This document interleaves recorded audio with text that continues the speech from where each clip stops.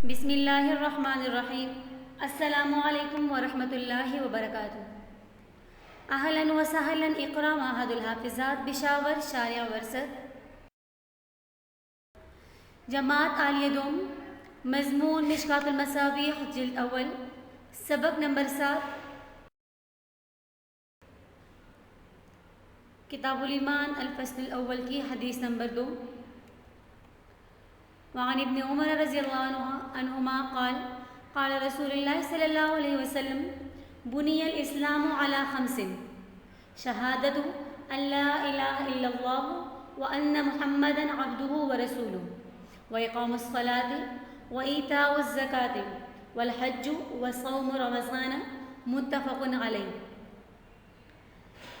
حضرت عبداللہ ابن عمر رضی اللہ عنہ سے روایت ہے، قال فرماتے ہیں قال رسول اللہ صلی اللہ علیہ وسلم، نبی علیہ السلام نے فرمایا، بنی الاسلام علی خمس، اسلام کی بنیاد 5 چیزوں پر رکھی گئی ہے۔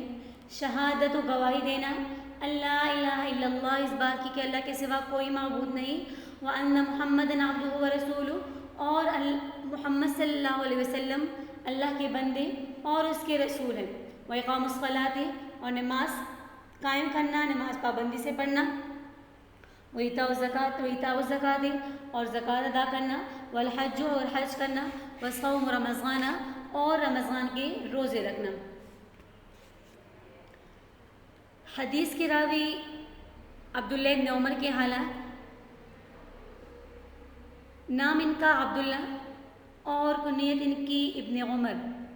یہ حضرت عمر ابن خطاب رضی اللہ عنہ کے بیٹے ہیں، جو کہ دوسرے خلیفہ تھے، قریشی و ادبی ہیں۔ اپنے والد صاحب کے ساتھ مکہ میں بچپن میں ہی ایمان لے آئے تھے۔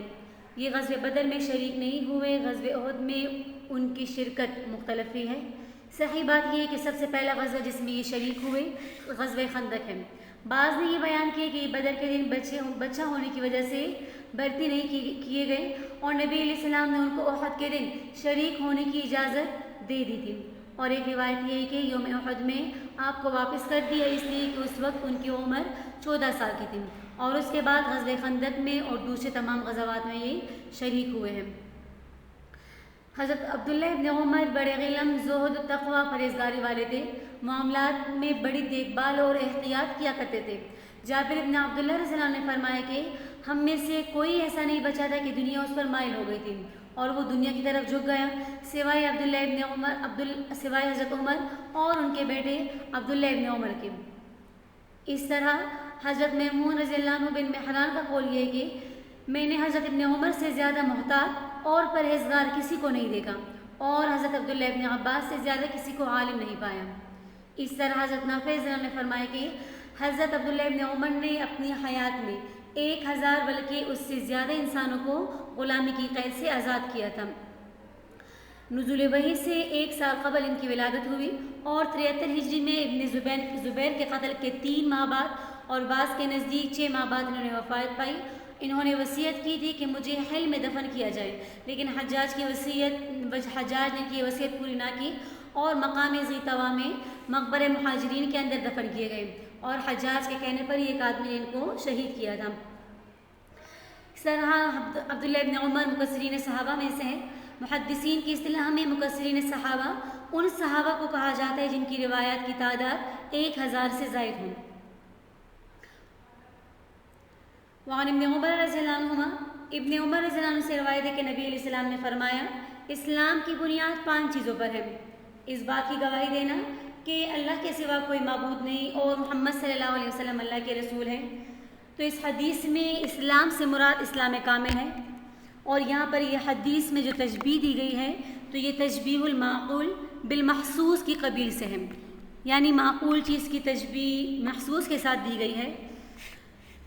تو اس حدیث میں اسلام کو ایک خیمے کے ساتھ تشبیہ دی گئی ہے جو 5 ستونوں پر قائم ہو، جس کا درمیانی ستون ادائے شہادتین ہے کہ اس کے بغیر خیمہ قائم نہیں رہ سکتا، اور اسی شہادتین پر ارکان اسلام کا انحصار ہے۔ باقی 4 اعمال اس خیمے کو باندھے جانے والی رسیوں کے مشابہ ہیں۔ درمیانی ستون جب تک قائم رہے گی تو خیمہ بھی قائم رہتا ہے، لیکن اگر درمیانی ستون گر جائے تو خیمہ بھی گر جاتا ہے، یعنی اگر کوئی شہادتین کا اقرار نہ کرے صحیح سے تو باقی اعمال بھی اس کے بے فائدہ ہو جائیں گے۔ شہادت اللہ الہ الا اللہ، لفظ شہادت کو تینوں طرح پڑھنا درست ہے، بالجر و بالفتح و بالنصب، تو رفع نصب جر تینوں طرح کے اعراب اس پر آ سکتے ہیں۔ مرفوع ہونے کی صورت میں یہ خبر ہوگی مبتدا محذوف کے لیے، تو اس صورت میں اس کے لیے ہوا یا ہی مبتدا نکالیں گے، یا احدھا بھی نکال سکتے، احدھا شہادت اللہ الہ الا اللہ۔ اور منصوب ہونے کی صورت میں یہ اغنی فعل کے لیے مفعول ہوگا، اور مجرور ہونے کی صورت میں یہ خمس مبدل منہ کے لیے بدل واقع ہوگا۔ اور یہ اعراب باقی اقام، ایتا و صوم پر بھی جاری ہو سکتا ہے، یعنی معطوفات کا حکم بھی یہی ہے جو کہ شہادہ کا ہے۔ یہاں پر سوال پیدا ہوتا ہے کہ شہادتین کو سب پر مقدم کیوں کیا؟ جواب یہ کہ تمام عبادات کا صحیح ہونا موقوف ہے شہادتین پر، اس لیے شہادتین کو سب سے پہلے ذکر کیا۔ تو اس بات کی گواہی دینا کہ اللہ کے سوا کوئی معبود نہیں اور محمد صلی اللہ علیہ وسلم اس کے بندے اور رسول ہیں، تو اللہ کے سوا کوئی معبود نہیں، اس کی گواہی دینا، تو اس میں توحید باری تعالیٰ شامل ہے، وان محمد عبدہ و رسول، اور نبی علیہ السلام کی عبدیت و نبوت کا بھی دعویٰ اس دوسرے میں آ جائے گا۔ وإقام الصلاۃ، تو قرآن کریم اور حدیث مبارکہ میں جہاں بھی نماز کا حکم دیا گیا ہے یا نمازیوں کی تعریف کی گئی ہے، وہاں اقامت یا اس کے ہم معنی الفاظ استعمال کیے گئے ہیں، اور حکم کے طور پر صلو یا تعریف کے طور پر مصلی کا لفظ استعمال نہیں کیا گیا۔ ہاں جہاں پر مذمت بیان کی گئی ہے وہاں لفظ اقامت یا اس کے ہم معنی لفظ سے بالکل ہی اعتراض کیا گیا اور صرف مصلین کہا گیا، جس طرح کہ سورہ ماعون میں ہے۔ اور اس سے اس بات طرف اشارہ مقصود ہے کہ مطلقاً نماز پڑھنا محمود و مطلوب نہیں، بلکہ مطلوب یہ ہے کہ خشوع و خضوع، آداب و سنن اور پابندی کے ساتھ ادا کی جائیں۔ اس لیے جہاں پر نماز قائم کرنے کا حکم دیا گیا ہے تو وہاں پر اقام اور اس کے ہم معنی الفاظ کو ضرور ذکر کیا جاتا ہے، لیکن جہاں پر بطور عتاب کے ذکر کیا جاتا ہے یا کسی کی مذمت بیان کرنی ہو تو پھر وہاں پر مصلین جیسے الفاظ استعمال کیے جاتے ہیں اور اقام سے احتراز کیا جاتا ہے۔ ایتا و زکوٰۃ، اور زکوٰۃ ادا کرنا، تو لفظ ایتا استعمال کرنے میں اس طرف حکمت سمجھ میں آتی ہے کہ زکوٰۃ میں تملیغ ضروری ہے، مراد یہ کہ زکوٰۃ کی ادائیگی کے لیے شریعت کے مطابق دینا مطلوب ہے۔ سوال، صلاۃ، صوم، زکوٰۃ و حج، باقی 4 چیزوں کو نبی علیہ السلام نے جس ترتیب سے بیان کیا اس کے بارے میں روایات مختلف ہے، اس کی وجہ کیا ہے؟ تو اس کا جواب پہلا یہ دیتے کہ وہ مطلق جمع کے لیے ہے، ترتیب مراد نہیں، اور نبی علیہ السلام کا مقصد اصل میں 5 چیزوں کو بیان کرنا تھا۔ دوسرا جواب یہ کہ عبادات کی 3 قسمیں ہیں، یومیہ، سنویہ اور عمریہ۔ نماز یومیہ عبادات میں سے ہے، روزہ و زکوٰۃ سنویہ عبادات میں سے، اور حج عمریہ عبادات میں سے ہے۔ زکوٰۃ اور صوم چونکہ ایک ہی نوع کی عبادات تھی اس لیے کبھی صلاۃ کے ساتھ بیان کر دیا، کبھی بعد میں، اور مشکات کی روایت میں روزے کو سب سے آخر میں بیان کرنے کی وجہ یہ کہ عبادات 2 حالوں سے خالی نہیں، یا تو عبادت فعلاً ہوگی یا ترکن کی مثال صوم ہے، اس کو سب سے آخر میں بیان کر دیا، اور اگر فعلی ہو تو لسانی ہوگی جیسے شہادتین، یا بدنی ہوگی جیسے صوم، یا مالی ہوگی جیسے زکوٰۃ، یا دونوں سے مرکب ہوگی جیسے حج۔ تو مذکورہ تقریر سے ارکان اسلام کے 5 میں منحصر ہونے کی وجہ بھی معلوم ہو گئی، اور دوسرے عنوان سے 5 میں بند ہونے کی وجہ یہ بیان کر دے کہ اگر عبادت قولی ہو تو شہادتین ہے، عبادت غیر قولی ہو تو اس میں یا تو ترک ہوگا اور یا فعل ہوگا۔ ترک ہو تو صوم، کیونکہ صوم میں خواہشات کا ترک ہوتا ہے، اور اگر عبادت فعلی ہو تو پھر 3 صورتیں ہیں، یا تو بدنی عبادت ہوگی تو صلاۃ، یا صرف مالی ہوگی تو زکوٰۃ، یا دونوں سے مرکب تو پھر یہ حج۔ سوال یہاں پر پیدا ہوتے ہیں کہ حدیث حناف کے خلاف ہے، اس سے معلوم ہوتا ہے کہ امور 4 میں سے کسی کے ترک سے مسلمان نہیں رہتا۔ اس کا جواب یہ دیتے ہیں کہ اس حدیث میں ایمان کامل کو بیان کرنا مقصود ہے، نہ کہ نفس ایمان، کہ انسان کا ایمان تب کامل ہوتا ہے جبکہ شہادتین کے ساتھ ان باقی 4 ارکان کو بھی اچھی طرح سے ادا کرے، ورنہ اس کا ایمان کامل نہ ہوگا۔ دوسرا سوال یہاں پر یہ پیدا ہوتا ہے کہ اس حدیث میں جہاد کا ذکر نہیں کیا، تو پہلا جواب اس کا یہ دیتے کہ اس حدیث میں فرض عین کا بیان ہے اور جہاد فرض کفایہ ہے، دوسرا جواب یہ کہ حدیث میں ان ارکان خمسہ کا بیان ہے جو دائمی ہیں، جبکہ جہاد کی وقتی حالات اور واقعات کے مطابق ہی ضرورت پڑتی ہے۔ ایک تیسرا سوال یہاں پر یہ کہ اس روایت میں اسلام کا 5 اشیاء پر منحصر ہونا معلوم ہو رہا ہے کہ اسلام کے 5 ارکان ہیں، جبکہ اگلی حدیث جو آ رہی ہے ابو ہریرہ رضی اللہ عنہ کی کہ الایمان بضع و70 شعبۃ، تو اس میں 70 سے کچھ اوپر شعبوں کا ذکر ہے اور یہاں پر 5 کا، تو رفع تعارض کس طرح ہوگا؟ تو جواب اس کا یہ دیتے کہ مشہور تو 5 ہیں، باقی غیر مشہور کو ملا کر 70 سے کچھ اوپر بن جاتے ہیں، تو کوئی تعارض نہیں بن سکتا۔ حدیث نمبر 3، وعن ابی ہریرہ رضی اللہ عنہ قال قال رسول اللہ صلی اللہ علیہ وسلم الایمان بضع و70 شعبۃ فافضلها قول لا الہ الا اللہ وادناها اماطۃ الاذى عن الطریق والحیاء شعبۃ من الایمان متفق علیہ۔ ابو ہریرہ رضی اللہ عنہ سے روایت فرماتے ہیں کہ نبی علیہ السلام نے فرمایا، قال رسول اللہ صلی اللہ علیہ وسلم، نبی علیہ السلام نے فرمایا الایمان بضع و70 شعبۃ، ایمان کی 70 سے کچھ اوپر شاخیں ہیں، فافضلها قول لا الہ الا اللہ، تو ان میں سے سب سے افضل سب سے اعلیٰ لا الہ الا اللہ کہنا، اور سب سے ادنا اماطۃ الاذی عن الطریق، راستے سے تکلیف دہ چیز کو ہٹانا ہے، والحیاء شعبۃ من الایمان، اور حیا بھی ایمان کا ہی ایک حصہ ہے، ایمان کی ایک شاخ ہے، متفق علیہ۔ حدیث کے راوی ابو ہریرہ رضی اللہ عنہ، یہ ابو ہریرہ کنیت سے مشہور ہے اور ان کے نام و نسب میں زبردست اختلاف پایا جاتا ہے۔ زیادہ مشہور یہ ہے کہ قبل از اسلام ان کا نام عبد شمس یا عبد عمر تھا، اسلام لانے کے بعد عبداللہ یا عبد الرحمن نام رکھا گیا۔ یہ قبیلہ دوس کے فرد ہیں۔ حاکم ابو احمد رحمہ اللہ نے فرمایا، ہمارے نزدیک ابو ہریرہ کے نام کے بارے میں سب سے زیادہ اصح بات یہ ہے کہ ان کا نام عبد الرحمن ابن صخر تھا۔ ان کی کنیت ان کے نام پر اس طرح غالب آ گئی گویا ان کا نام ہی نہیں رکھا گیا۔ غزوہ خیبر کے سال اسلام لائے اور نبی علیہ السلام کے ہمراہ شریک ہوئے، پھر نبی علیہ السلام کے ساتھ لگ گئے اور علم کے شوق میں پابندی کے ساتھ حاضر رہنے لگے، صرف پیٹ بھر کھانے پر اکتفا کرتے۔ نبی علیہ السلام جہاں تشریف لے جاتے یہ بھی ساتھ رہتے۔ صحابہ کرام میں سب سے زیادہ قوی الحفظ تھے۔ نبی علیہ السلام کے ساتھ لگے رہنے کی برکت سے ان کو وہ چیزیں مستحضر رہتی تھی جو دوسروں کو یاد نہ ہوتی۔ خود ابو ہریرہ رضی اللہ عنہ کا بیان ہے کہ میں نے نبی علیہ السلام کی خدمت میں عرض کیا کہ اللہ کے رسول صلی اللہ علیہ وسلم، میں آپ سے بہت سی باتیں سنتا ہوں، وہ مجھے یاد نہیں رہتی۔ پھر نبی علیہ السلام نے فرمایا اپنی چادر بچھا دو، میں نے چادر بچھا دی۔ امام بخاری رحمہ اللہ نے فرمایا کہ ان کی روایت کثرت کا اندازہ اس سے ہو سکتا ہے کہ وہ 800 سے زیادہ آدمیوں سے روایت نقل کرتے ہیں، اور ان صحابہ میں ابن عمر، ابن عباس، جابر اور انس جیسے اور تابعین سب شامل ہیں۔ مدینہ میں تقریباً 57 ہجریہ 58 ہجری میں 78 سال کی عمر میں انہوں نے وفات پائی۔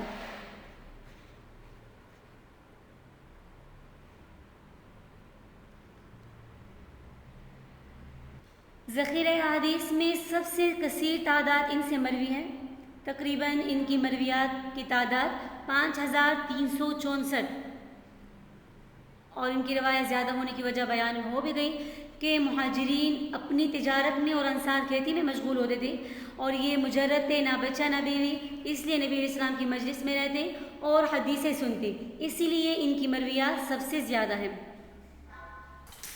قال رسول اللہ صلی اللہ علیہ وسلم الایمان بضع و70 شعبۃ، بضع بکسر الباء، کسی چیز کے ٹکڑے کو کہا جاتا ہے، اور اس کے بارے میں کئی اقوال ہے۔ بعض کہتے ہیں کہ 1 سے لے کر 9 تک کو کہا جاتا ہے، بعض کہتے ہیں کہ 2 سے لے کر 9 تک، بعض کہتے ہیں کہ 3 سے لے کر 9 تک، مختلف اقوال ہے اس میں۔ تو اعداد میں راجح قول کے مطابق اس کا اطلاق 3 سے لے کر 9 تک آتا ہے۔ شعبۃ میں تنوین تعظیم کے لیے ہے، یعنی حیا ایمان کا ایک بہت بڑا شعبہ ہے۔ بڑا شعبہ اس لیے کہا گیا کہ یہ خود بھی ایمان کا ایک مستقل شعبہ ہے، اور دوسرے شعبوں کو پورا کرنے کے لیے یہ محرک بھی، یعنی جتنی حیا زیادہ ہوگی اتنی ہی دوسرے شعبوں کی ادائیگی زیادہ اور بہتر طریقے سے ہوگی۔ تو حدیث کا حاصل یہ ہوا کہ نبی علیہ السلام نے ایمان کو ایسے درخت کے ساتھ تشبیہ دی جو کہ زیادہ شاخوں والا ہو، اگر اس کی شاخیں اور پتے سرسبز و شاداب ہوں تو درخت بھی رونق والی رہے گی اور اس سے متعلقہ فوائد و منافع بھی حاصل کیے جا سکیں گے۔ اور اگر اس کی شاخیں اور پتے خشک ہو جائیں تو جب تک جڑ خشک نہیں ہو جاتی یہ درخت تو ہے لیکن یہ درخت بے رونق ہوگا۔ اس طرح بہت سے اعمال و اخلاق ایسے ہیں جو شجر ایمان کے لیے شاخوں کی حیثیت رکھتے ہیں۔ اگر وہ صحیح ہو تو ایمان کا درخت بھی بارونق اور شاداب ہوگا، اور اگر وہ صحیح نہ ہو تو جب تک تصدیق قلبی موجود ہے، یعنی جڑ جب تک موجود ہے، نفس ایمان موجود ہے، تو نفس ایمان تو موجود رہے گا لیکن وہ بے رونق رہے گا اور اس پر وہ ثمرات مرتب نہیں ہوں گے جو کہ کامل ایمان پر مرتب ہونے چاہیے۔ ثمرات یعنی اگر اس کی شاخیں خشک ہو جائے، اس کے باقی ارکان خشک ہو جائے، جتنے باقی شعبے اسلام کے، تو نفس ایمان کا کوئی ثمرہ نہیں ہوگا۔ جامعیت حدیث، اس حدیث میں نبی علیہ السلام نے اجمالاً 70 سے اوپر ایمانی شاخوں کا تذکرہ فرمایا۔ اگر نبی علیہ السلام ان سب کی تفصیل بیان فرماتے تو یہ تطویل کا باعث ہوتا، اس لیے نبی علیہ السلام نے انتہائی جامعیت اور اختصار کے ساتھ یہاں سب شعبوں کی طرف اشارہ فرما دیا۔ پھر جامعیت کی کئی تقریریں شارحین نے فرمائی ہیں۔ ایک تقریر تو یہ کہ ایمانی شعبے دو قسم کے ہو سکتے ہیں، ایک قولی اور دوسرا فعلی۔ قولی شعبوں میں سے قول لا الہ الا اللہ کا ذکر فرما دیا اور فعلی میں سے اماطۃ الاذی عن الطریق کا تذکرہ کیا۔ مطلب یہ ہوا کہ ایمان کی سرسبزی کے لیے تمہارے افعال بھی صحیح ہونے چاہیے اور تمہارے اقوال بھی۔ اس طرح جامعیت کی ایک تقریر یہ بھی ہو سکتی ہے کہ ایمانی شعبے دو قسم کے ہو سکتے ہیں، فعلی اور ترکی۔ فعلیات میں سے قول لا الہ الا اللہ کا ذکر کیا اور ترکیات میں سے اماطۃ الاذی عن الطریق کا۔ خلاصہ یہ ہوا کہ ایمان کامل کرنے کے لیے اپنے افعال بھی شریعت کے مطابق بنانے ہوں گے اور اپنے طرق بھی شریعت کے مطابق بنانے ہوں گے۔ اسی طرح جامعیت کی ایک تقریر یہ ہے کہ ایمانی شعبے دو قسم کے ہیں، بعض وہ شعبے جو حقوق اللہ کے قبیل سے ہیں اور بعض وہ شعبے جن کا تعلق حقوق العباد سے ہیں۔ پہلی قسم کے شعبوں میں قول لا الہ الا اللہ کا ذکر کر دیا، یہی سب سے پہلا اور اہم حق اللہ ہے، اور حقوق العباد میں سے اماطۃ الاذی عن الطریق کا ذکر کیا۔ جب دوسروں کی رکھی ہوئی تکلیف دہ چیز دور کرے گا تو خود کیسے کسی کو تکلیف پہنچا سکتا ہے۔ اور جبکہ بعض حضرات نے یہ تقریر بھی کی ہے کہ یہ حدیث جبرائیل کا اجمال ہے۔ حدیث جبرائیل میں 3 چیزوں کا بیان مقصود تھا، ایمان، اسلام اور احسان۔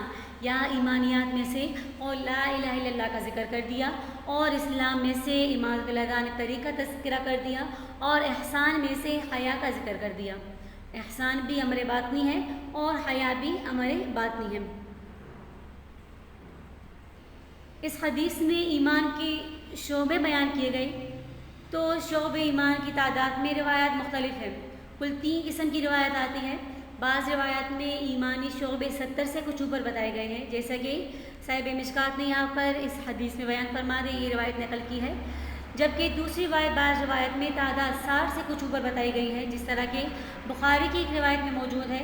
اور تیسری قسم کی روایت، بعض روایات شک کے ساتھ ہیں، بضع و سبعون اور بضع و ستون، تو یہ روایات بظاہر متعارض ہیں، ان میں تطبیق یا ترجیح کی ضرورت ہے۔ تو علماء نے تطبیق کی کئی وجوہ لکھی ہے، ان میں سے چند یہ ہے کہ پہلی تطبیق کی جو صورت ہے، ان روایات میں کوئی تعارض نہیں، اس لیے کہ ایک عدد نے اپنے سے مازاد کی نفی نہیں کی، یعنی ایک عدد اپنے سے اوپر کی نفی نہیں کرتا بلکہ اس کے بارے میں ساکت ہوتا ہے۔ بضع و ستون والی روایت نے 60 سے اوپر چند شعبوں کا ذکر تو کیا لیکن 10 زائد کی نفی نہیں کی بلکہ اس کے بارے میں ساکت ہے۔ اور 70 والی روایت ان 10 کو بھی ثابت کر رہی ہے، پہلی ان 10 کے بارے میں ساکت ہے اور دوسری ناقد ساکت، اور ناطق میں کوئی تعارض نہیں ہوتا بلکہ تعارض تو ہوتا ہے کہ ناطق بالاثبات اور ناطق بالنفی میں، اور اس میں کوئی نفی نہیں ہوئی لہٰذا تعارض بھی نہیں ہو سکتا۔ دوسرا جواب یہ دے دیں گے، تعارض تب ہوتا جب ایک ہی وقت میں دونوں باتیں فرمائی ہوتی۔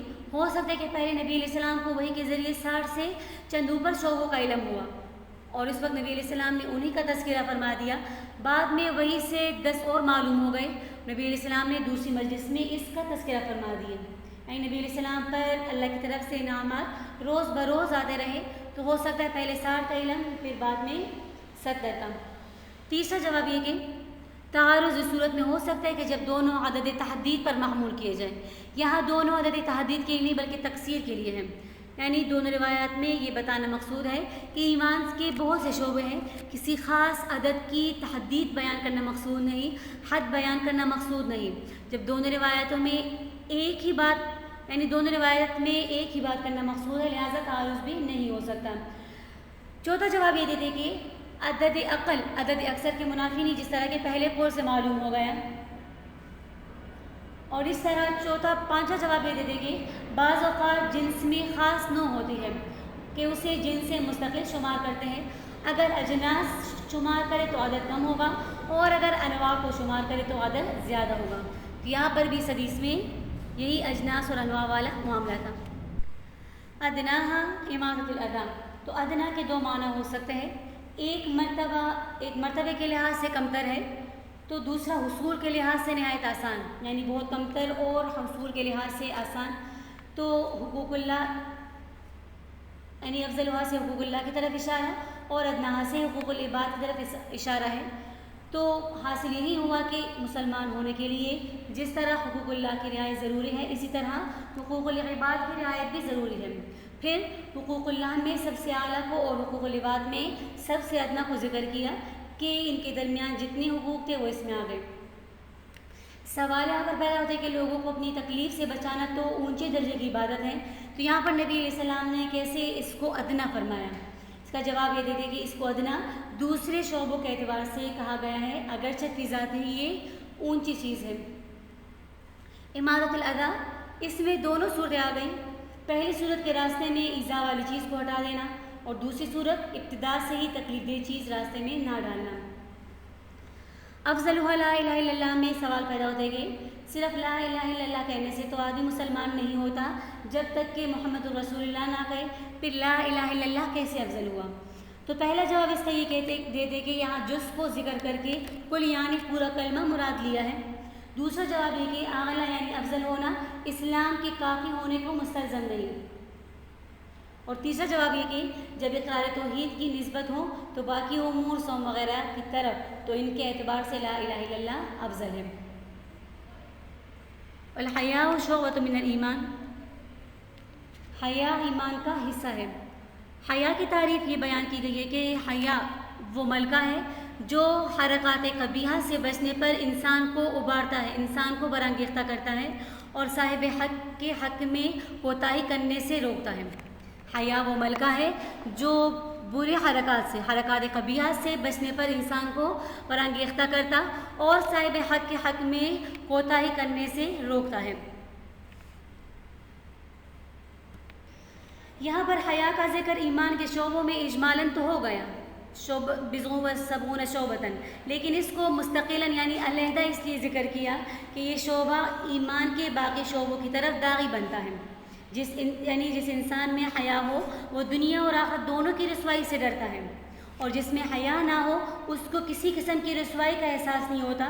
اس لیے حدیث میں فرمایا گیا اذا لم تستحی فاصنع ما شئت، یعنی اگر تم میں حیا نہ ہو تو پھر تمہارا جو جی چاہے کرو۔ اور اس دوسری حدیث میں آتا ہے اذا فاتک الحیا فاصنع ما شئت، جب تم سے حیا فوت ہو جائے تو پھر تمہارا جو جی چاہے وہ کرو۔ اس طرح جس طرح ایمان گناہوں سے روکتا ہے، اس طرح حیا بھی گناہوں سے روکتی ہے، اسی وجہ سے حیا کو مستقلاً ذکر کیا گیا۔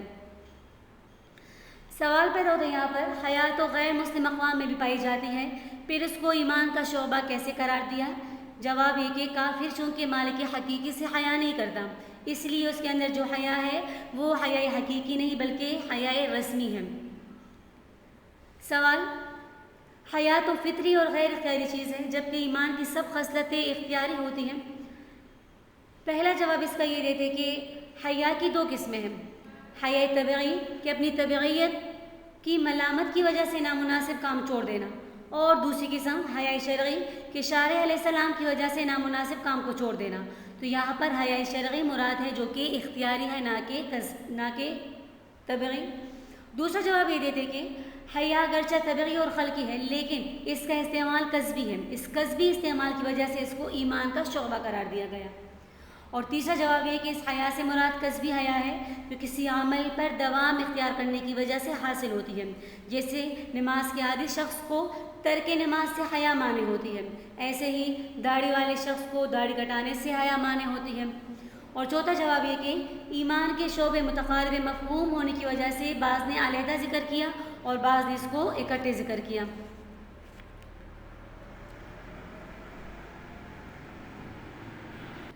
حیا کی چند صورتیں ہیں۔ پہلی صورت حیائے جنایت، یعنی حضرت حضرت آدم علیہ السلام کا حیا کی وجہ سے بھاگنا، اور اس طرح دوسری صورت حیائے تقصیر، جیسے ملائکہ حیا کی وجہ سے اپنی کوتاہی کا اعتراف کرتے ہیں، ان کا اعتراف کرنا۔ اس طرح حیاء الاجلال، جیسے حضرت اسرافیل علیہ السلام کا اپنے پروں کو اللہ کے جلال کی وجہ سے ہلانا۔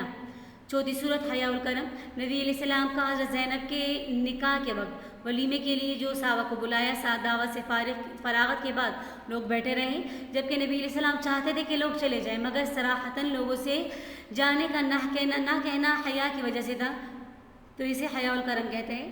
اور پانچویں قسم صورت حیاء حشمت، جیسے حضرت علی رضی اللہ عنہ کا نبی علیہ السلام سے مزی کا مسئلہ دریافت کرنے کے لیے حضرت مقداد کو بھیجنا، حیا کی وجہ سے۔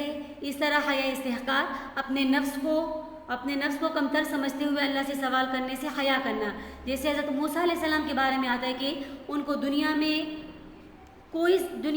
کوئی ضرورت پیش آتی تو اللہ سے مانگنے سے حیا کرتے۔ اسی طرح حیاء انعام، اللہ تعالیٰ کا بندے سے حیا کرنا، جیسے کہ جب اللہ تعالیٰ اپنے بندے کو پرصراط عبور کرا کے اس کو مختوم کتاب، یعنی ایسی کتاب جس پر مہر لگی ہوگی، دیں گے، اور بندے سے کہا جائے گا کہ اس میں جو کچھ لکھا ہے وہ تم سے صادر ہوا ہے، لیکن پرصراط عبور کرنے سے پہلے اس کو تمہارے اوپر ظاہر نہیں کیا، لہٰذا تم جنت میں چلے جاؤ اور تمہارے سارے گناہ بخش دیے گئے ہیں۔ تو یہ حیا کی کچھ صورتیں تھیں۔ اب یہاں پر ایک بات ہے کہ رکن اور شعبہ میں فرق ہے۔ حدیث میں بعض اعمال کو رکن اور بعض کو شعبہ قرار دیا گیا ہے، تو اس سے معلوم ہوتا ہے کہ اس کی غرض اعمال کے درمیان باہمی تفاوت کو بتلانا ہے، باہمی فرق بتانا ہے، کہ جن کو ارکان کہا گیا ہے یعنی ان اعمال کی حیثیت کچھ بلند ہے، اور جن کو شعبہ کہا گیا ہے ان کی حیثیت ایک شاخ سی ہے، کہ جس کے کٹنے سے درخت کو کچھ نقصان نہیں پہنچتا، صرف درخت کی خوبصورتی اور کمال میں فرق پڑتا ہے۔ گویا ایمان ایک جڑ ہے اور اس سے صادر ہونے والے اعمال شاخ ہیں۔ جس طرح درخت کا کمال شاخ پر موقوف ہے، اسی طرح ایمان کا کمال اعمال پر موقوف ہے۔